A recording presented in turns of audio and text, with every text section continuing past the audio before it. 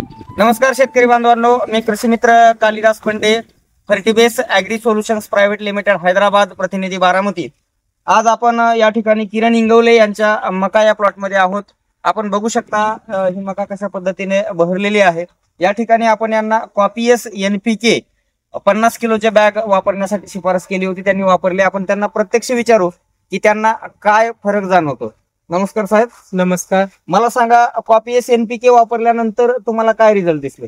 नाही, एक number result लागलेला आहे आम्ही टाकल्यापासून। बर, NPK सर्व शेतकऱ्यांनी वापरावं अशी माझी इच्छा आहे।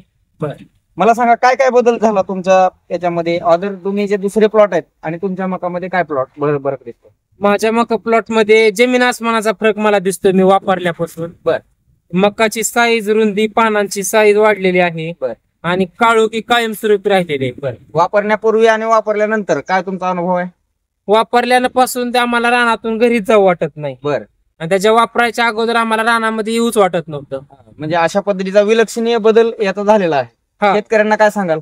शेतकऱ्यांना एकच सांगू इच्छितो की जैविक वापरा, NPK खत वापरा। ओके, धन्यवाद। धन्यवाद।